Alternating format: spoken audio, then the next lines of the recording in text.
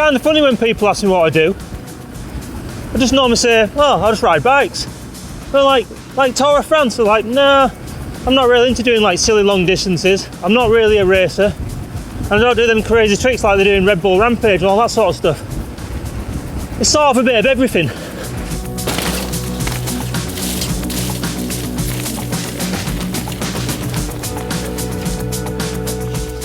So I started out as a trials rider, which is it probably seems like a pretty strange sport really, but it's pretty simple. It's all about like, you know, riding over logs, up steps, gap jumping from one place to another. I guess my personal favourite is riding rocks like these. It's all about getting from there to here without putting the old feet down.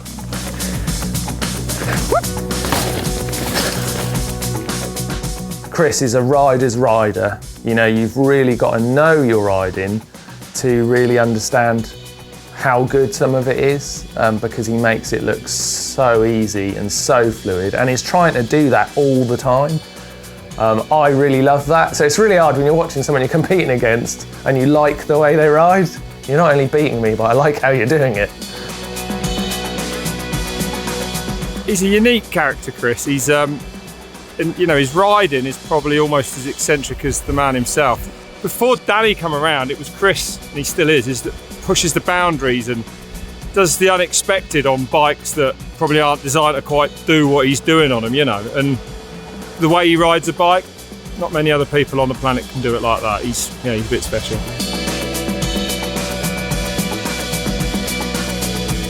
Must have led a sheltered life, because once came over to my house and he'd never had a cup of tea. Spent a bit of time riding with him over the years. His perspective of how to ride a bike and do new things, he's just got a different approach to it, and it's true, I love watching his style and the things that he can do on a bike. Yeah, I think the first time I saw Chris was in a pretty early edition of MDUK. It was really when I kind of started getting into mountain biking, around about 12 years old. I suppose one of my most memorable photos of Chris was him doing a gap over a canal. He's kind of got the classic kind of slightly open mouth, the sort of dirt jump helmet, and the bike is just so vertical and he's sending over this kind of big canal gap, and it's just like, that is what I want to be doing, you know? I've seen some of the most incredible riding in the world done on a curb by Chris Akrigg. And I've seen some of the shittest riding in the world done on a curb by Chris Akrigg. It's just, which one's it going to be today? And you kind of need to see him warm up to understand which one you're going to get on that day. I want a little air turn out of top. That's what I'll be wanting. Right, let's get it done.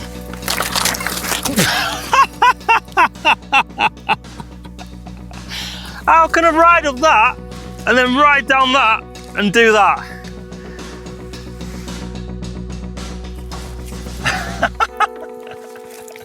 I remember the first time that I rode my bike without stabilisers. I went down to see my friend and his dad had taken his stabilisers off.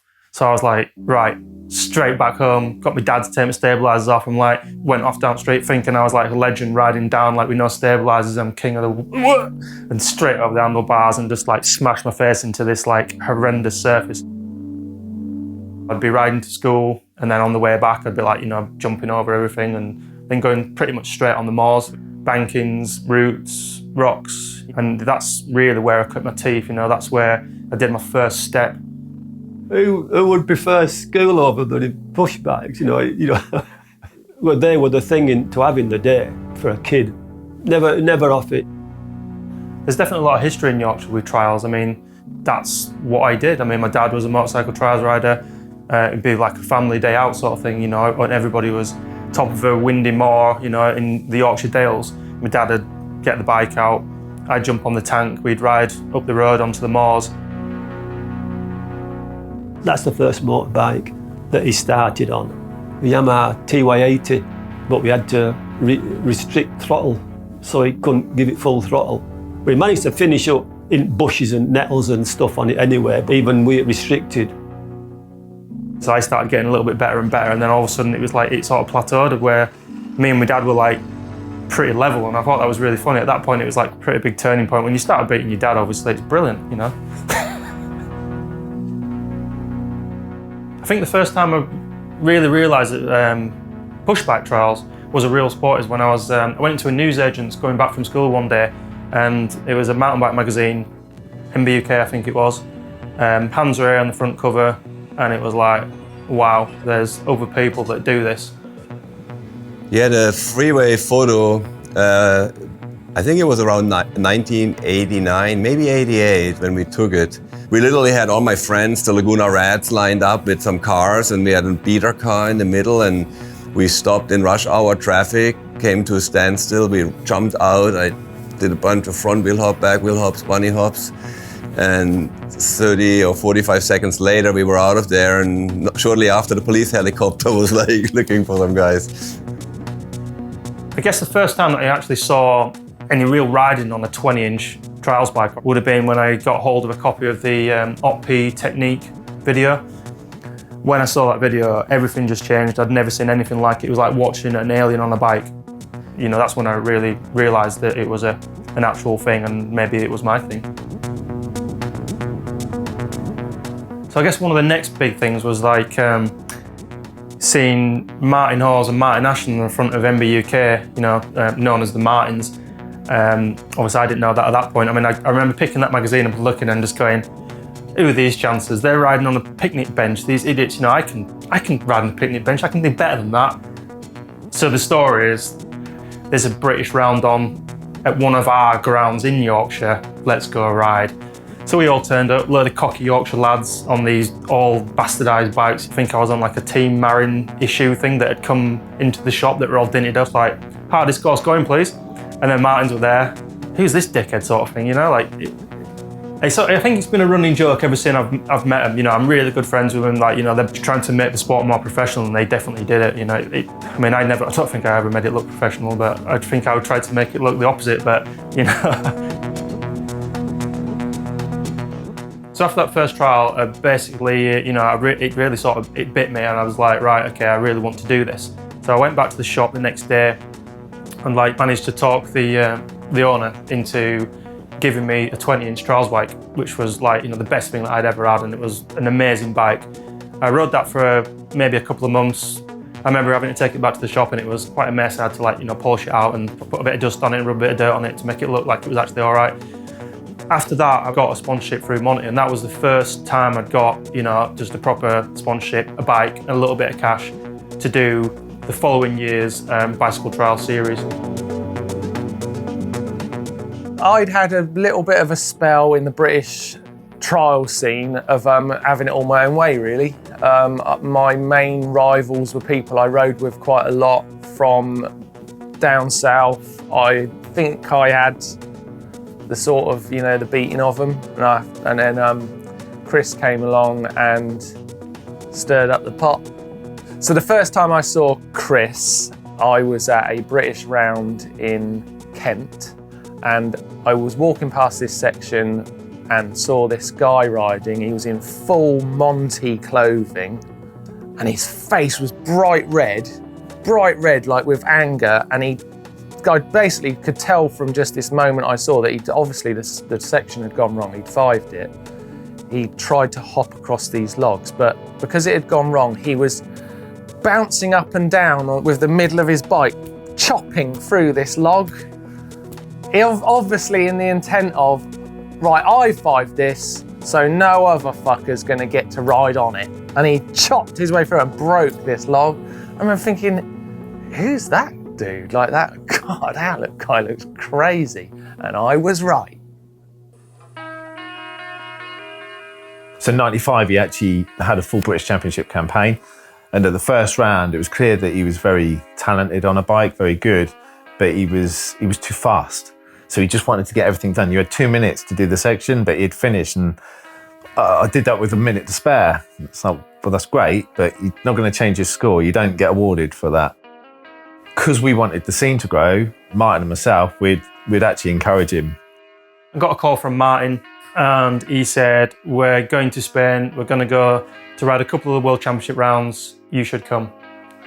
I was like, going to Spain to ride my bike? That was like, you know, oh, we're going to the moon, do you want to come? I was like, right, I'm going to have to get back to you. And I went round to see my dad, which he worked around the corner at the time, and I was like, hey, you know, these idiots are going to Spain and they want me to come. What do you think? And he's like, yeah, you should do it. You know, like trying to like, you know, check my funds, see if I had enough money to go. Like, you know, I had £100 or something like that. I was like, that should be all right for 2 weeks in Spain, you know.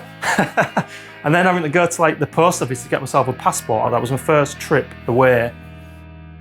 It was me, Chris, and Martin Ashton in the same Volvo, touring Europe. Like, you know, and that's where we got that funny photograph of all the stuff on my parents' front lawn. And then basically, yeah, we kind of packed that somehow into a Volvo or onto a Volvo, and then, yeah, toured Europe. And that was, so all three of us were sort of helping each other move along, basically. It was really good. Once I got there, it was like such a massive eye-opener. I just think I felt shell-shocked for like pretty much the whole trip, really. New, you know, languages and all that sort of stuff, and food. I took tins of Campbell's meatballs down there because I didn't know if they had, you know, food that I liked, you know. But the competition side of it and the bike riding stuff, though, was like, you know, the level had just jumped up again. I thought I was like a legend, you know, getting good results in British Championship rounds, and all of a sudden it's like I've gone from being up here thinking not doing too bad here, now I'm down to the very bottom. The second round, I started putting some good rides together, and Martins were really looking after me, but at that point, I don't think I had the ability to listen to anybody. Snaky Bob is Chris Akrigg's dad, and when you take on Chris, you are taking on Snaky Bob. On his own, Chris is hard to beat, and with Snaky Bob as well, it's like, well, that's just got way harder. He's a very well-respected trials rider. He's done the Scott, you know, he's made of hard stuff. He's from fucking Yorkshire, but good for the crack. First thing he'll ask is just, how are you? And then he'll almost kind of go and ask you again. It's like, really? Are you sick? Are you ill? Oh, you don't sound well. And you're like, hang on, am I well? What's he doing? And it begins that quickly. And then suddenly you're deconstructed into this puddle and go, is that how that's meant to be? Oh God, what's wrong with my bike? What's wrong with my bike? You know, that's what it needs to be. But now then, Chris, don't worry about him. He's dealt with. On to the next. And it's like, it's that personality, it's banter for some good times as well. Oh, him and his dad are a formidable team at a trial because his dad follows him around. He won't let you forget if Chris has just had a good ride. You'll go, did you see that? Yes, I saw it. Wasn't it good? Chris hasn't dropped any yet. Oh, hasn't he? Oh, good. I just had a 5. Brilliant. And he goes very quick, not only in the sections, but around the first lap fast. So it's quite hard to watch him because he wants to get away from you so you can't see what he's done.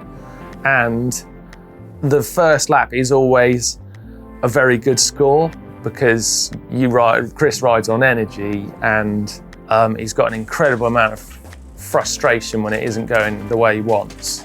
And that has got to have a release. That is that bomb going off. It can't be contained, because if it does, the riding doesn't happen well.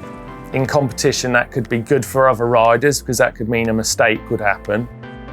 It would have been in Castellceres in Spain, and there was a moment where he was getting through a section that no one else had done, and trying to get him to take a tactical dab to get out the section and get the result was actually quite hard to do because he's like arguing with you in the section, like, no, I don't want to do that, I can do it. And you're like, you don't need to, you've just done the bit that no one else can do, just get out now.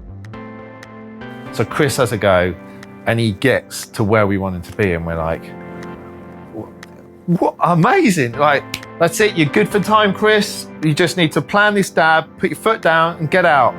Get out and you've won. I'm going for it. You broke the tape, Chris, it's a 5. Get your bike out of there, please, Chris. We've just lost. It was like, all day. And that was like infuriating. He had also this attitude, kind of, go for it. You know, I'd rather be the only guy to clean that one part in the section than the score I have at the end of the section, you know.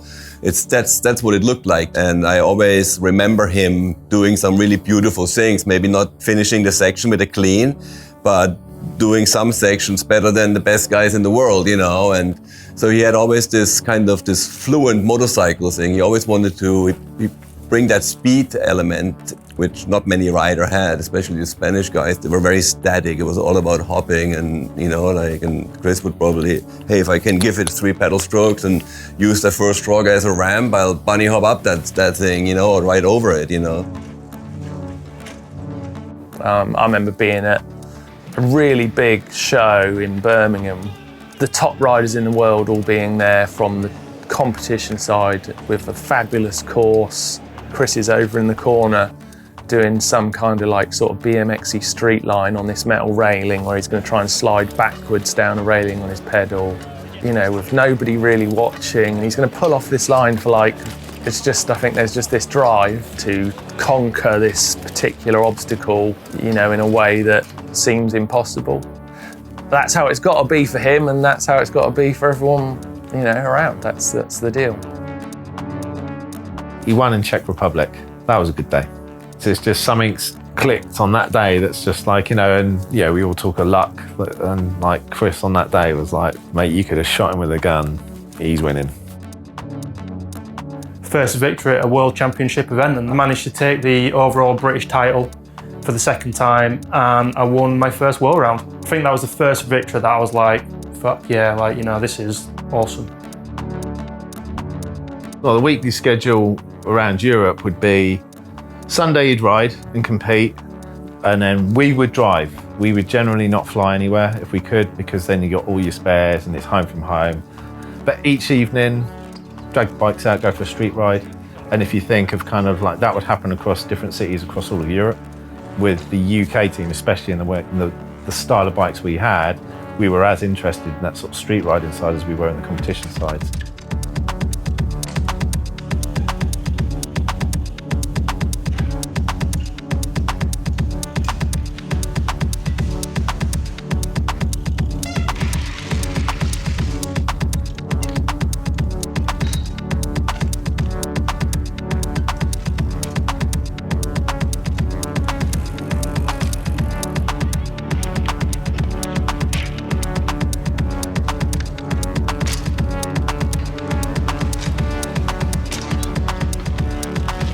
Chris, myself, Eddie Tongue, Ryan Hawes wanted to have a really nice time as well as going to all the competitions. And when we went to the competitions, for whatever reason, I think maybe because we were starting to understand the mountain bike scene a little bit, we were slightly rebellious. The riding started to change with that. You know, Chris definitely was leading the way in the world then for street riding on a mountain bike, and Eddie Tongue was doing the same, and together they were really advancing this fluid, stylish form of trials riding. Everyone was playing catch up to that, you know.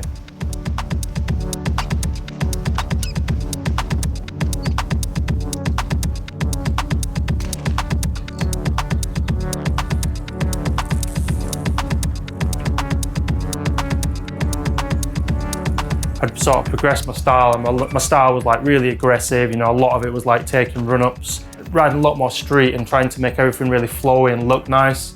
And obviously the trials at that time had started to become super restrictive and crazy long bikes that you couldn't roll on, you couldn't have any fun on, you couldn't ride street on them.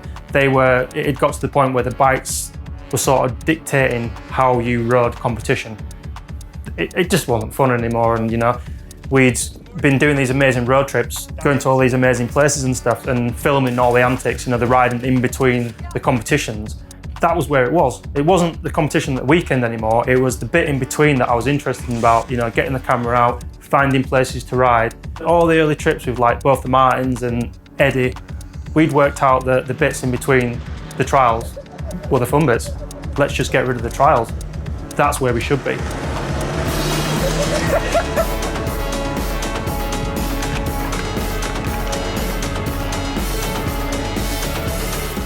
We started riding a lot of BMX, and that were awesome. There was just no rules and no real pressure to perform. Taught me a lot about style and creativity, you know, like using transitions and, you know, the tricks and stuff.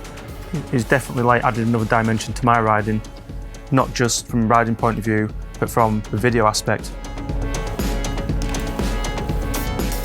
We were really influenced by what was happening in BMX, and we would watch a lot of BMX videos, lots of road falls videos, and Chris and Eddie as well really wanted to make a proper trials video. And I think a lot of people, maybe myself included, thought, does the world really want a trials video? I don't know if it does.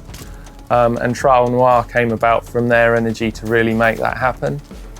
it was standout at the time. No one had ever done that for a trials video. You're building and building to Chris's end section. Every big video in BMX ends with the banger section from the rider you've been waiting to see. And that's what happens in trial and ride. You know, Chris kind of explodes at the end with just line after line of just craziness, you know.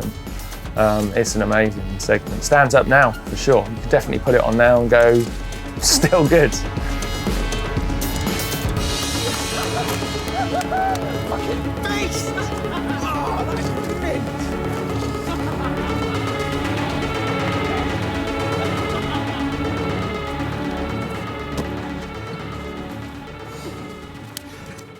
Sometimes competition wouldn't let Chris's riding ability flourish in the right way. It was very structured and you had to go through these markers, these tapes and get there. And Chris could do that and it was really hard to do it. But Chris could also do a lot more besides YouTube and videos. That's what Chris needed, because that is the bit that Chris has got and nobody else has got.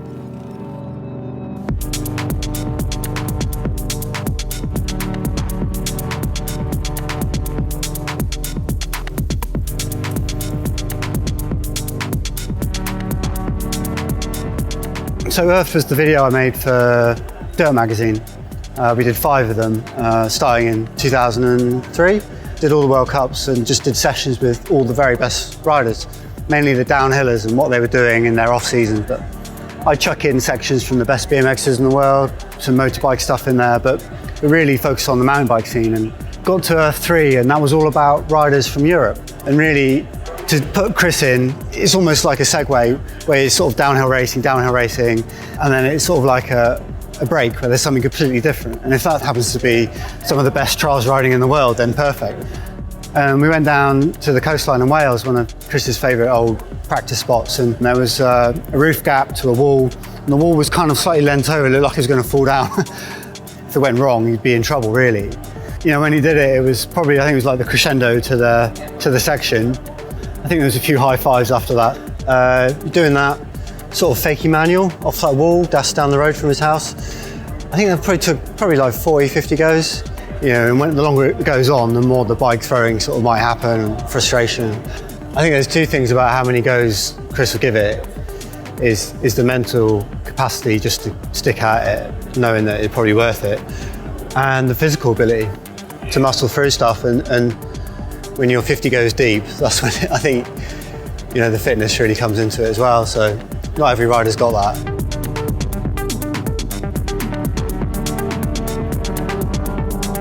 He was filming himself a lot, and I think a lot of people really warm to that because it's not just the amazing riding, it's also the amazing filming. And the fact he's doing it himself, you know, just putting the camera on a curb and finding those angles that really worked and were really amazing. And it's hard finding enough filmers and stuff and pressurising your mates into it. And I think it really added another level of beauty to his work that really no one else has done that as good, I don't think. When I first really started getting into filming, I just used to press gang one of my mates or anybody that were around to hold and press the go button on the camera. When that sort of run thin, I'd just put it on the tripod and just do it myself. Got really into just going out on my own, putting the camera up and just doing my thing. Hello there, welcome to podcast number 5. It's the 2nd of July and this is Flap It Riding. This is the time that I started riding for Mongoose. That was just like, a game changer because I was riding for a company that had a load of different bikes and that opened a lot of doors, going on photo shoots, trips away, magazine stuff, just like a massive game changer. I mean, getting compared to Chris for me is a sort of a crazy thing. It's kind of weird because we ride in some ways sort of similar at some things, but he's a lot more aggressive than I am, especially when it comes to the natural stuff. He's in just a league of his own when it comes to that and keeping the flow on this kind of stuff, whether it's on his trials bike, with or without brakes, or on his mountain bike, or even when he's doing his fixed gear stuff. He just always got this amazing flow on whatever he does. If you look at Chris's style, it's always about this sort of aggression and, there's no energy wasted balancing before something. It's just, once you're in it, you're attacking it and constant movement. Whether you're on your good foot or your bad foot, he's always just moving forward and just beasting his way through the sections.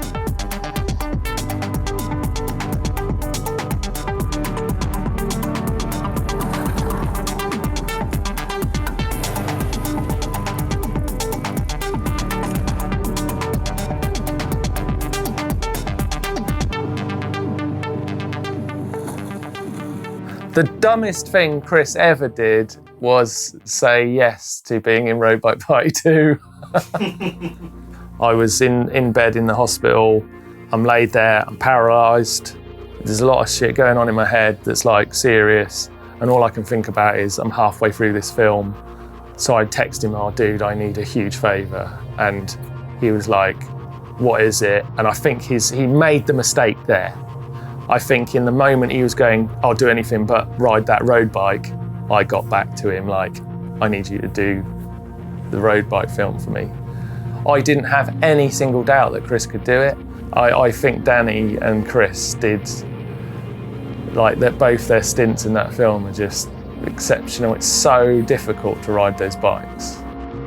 And I actually got this bike third hand, you know.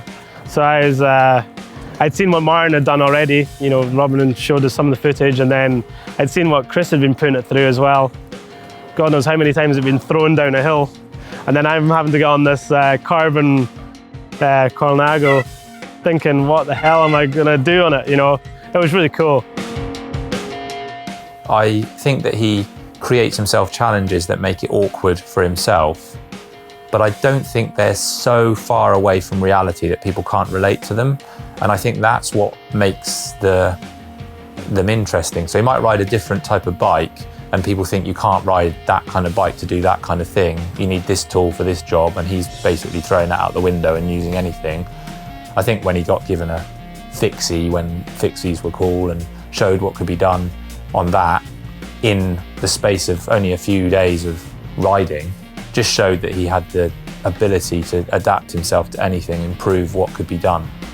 I think his determination to do things or see things in different ways is just his sheer pig-headedness to try and be different and try and prove that there aren't really any limits.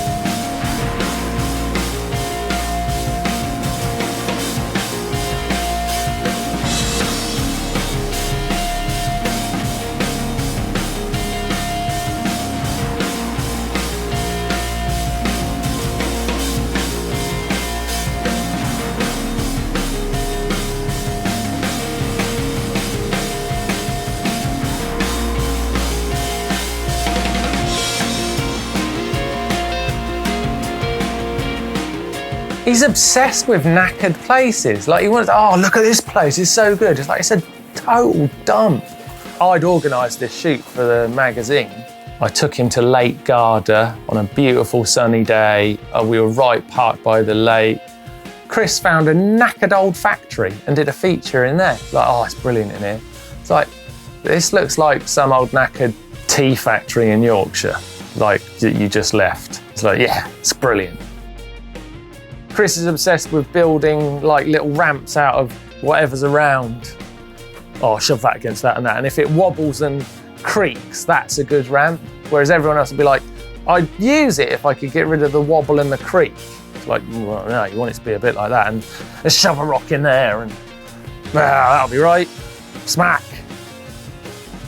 I think there's probably a checklist for Chris when he goes on a trip. There's probably, I need to find a knackered old quarry. I need to find a broken down building something needs to move or wobble, some kind of a concrete pipe needs to roll, or, you know, there needs to be a hole to fit through that actually isn't quite big enough for a man and a bicycle.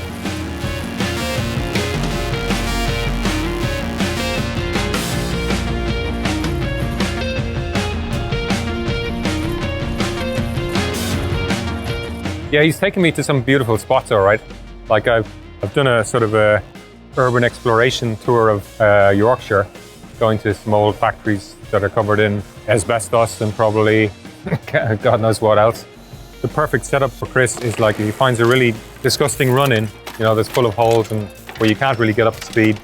And then a really sketchy takeoff that's made out of rotten boards with screws sticking out over some sort of difficult obstacle, and then the landing is really dangerous. That must be the ideal spot. I think the thing about it is that Chris likes a challenge, and the challenge comes in many ways. You know, it's like you don't want something built too well, because that would be too easy. Take something that looks like it's unrideable and show people that it's rideable, or prove to himself that it's rideable. Make something out of nothing. Yeah, the thing we call the triple death drop in the Hill in Spain video, dropping down 3 stories. And, you know, it was a sort of a 70-degree slope in, and you couldn't really climb into it because you'd fall down. And he reckoned he could ride through it, but there'd be no way to know whether he would actually fit without smashing his head off the other side. And he was just landing on a pile of loose rocks. So it's like so unpredictable. If you're going to do it, you have to get it right perfect first time. We only did it once, and there was no way he was going to do it again because I was scared shitless. His forks were bent, and basically that was it.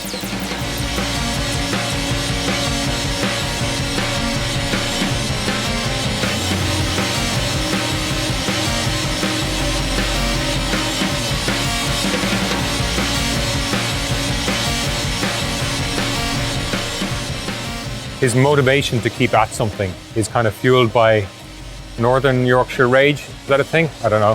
His frustration to get something perfect. Like sometimes it comes out in a tantrum or bike throwing. It's just his determination coming out, and sometimes it can't all go into the bike. He'd be trying to do something and he gets it. Or I think he gets it. And he says, nah, that's not right. And you go again. And even when I look back at the footage, you know, it's really hard to see what that thing is that's different. But there is a tiny difference, you know, so he'll tell me when he feels like it was right. And I better have got it.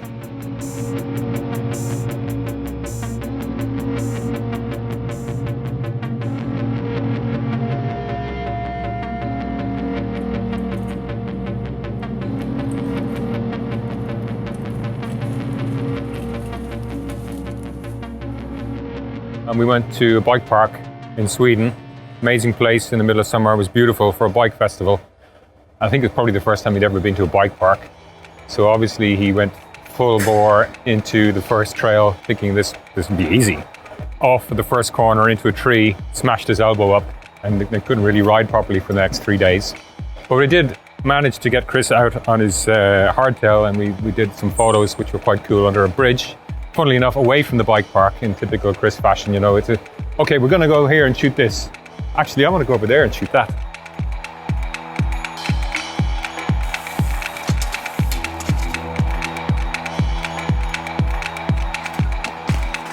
Yeah, I mean, it is a dangerous sport, and, you know, I've had my fair share of knocks.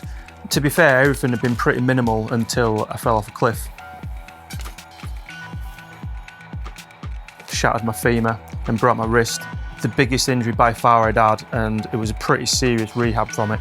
Well over a year to get back, you know, up to full strength. There was a lot of complications with the extent of the injury.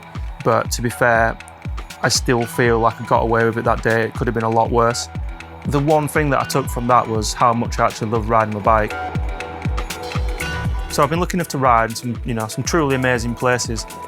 But for me, you know, there's something special about just going down lane, up on top moors, kicking a cool line in, you know, jumping over a nice rock, through a river, you know, getting proper shitting up. You know, a good old thrash on the Yorkshire moors.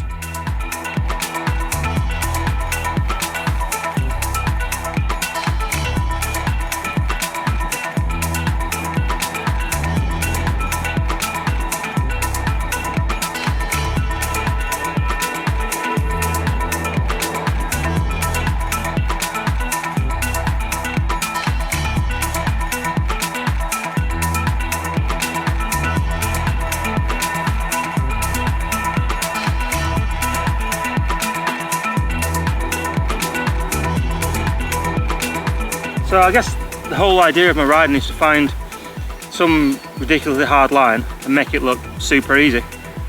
But like the problem with that, when you make it look super easy, it doesn't even look that hard. You know, the fun bit's the start bit, so like the creative bit, finding the line in the first place, that's like definitely the fun bit I'm talking about. And then when you know it's on, that's the horrible bit because you have to do it then. I just go through a cycle of emotions. It's like excited, and then it's frustration probably, and then there might be some bike throwing, probably some swearing. I'm not angry with anything else, I'm just angry with myself and angry with, you know, like the situation, and like it's just sheer frustration. That's how I deal with it. Yeah, even I get shocked when I watch stuff back and I see how I am sometimes. I'm just like, whoa, that is brutal. And then it'll be like, right, I just need to get this done now, and that's generally when it happens. The worst possible scenario is hitting broken record mode, just not being able to do it. Walking away from something you sort of know you can do is like the worst feeling. You're just like, you know, literally I want to cry sometimes. It's really funny sometimes when you do something you've been trying for a long time, it is like just elation, just sheer elation. You just like want to, like, you know, you're throwing your hands in the air and you're just like, yeah, fuck yeah. And sometimes if you're like 80 goes deep and you do something you know you should have had it really early on, you feel almost like just disappointed. You just think, oh God, you know, about time sort of thing. I don't know what's in me that drives me. I guess it's just the will to do something. I'm sure you need to speak to somebody who gets more money than me.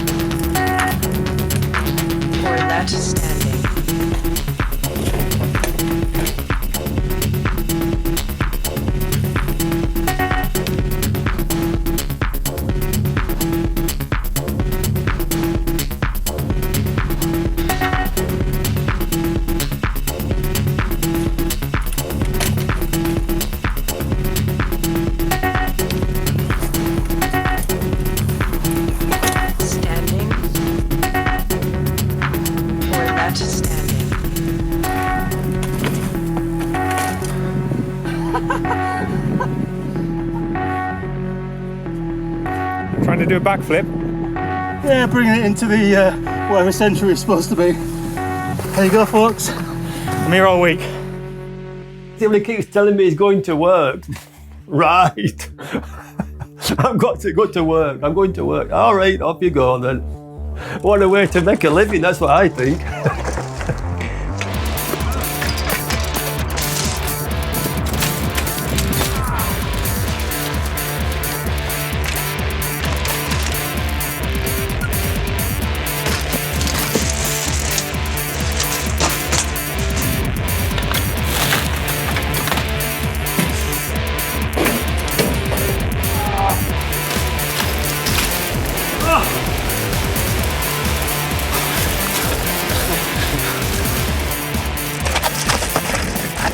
Maybe you should stop that now. I thought I had it then, it looked quite nice.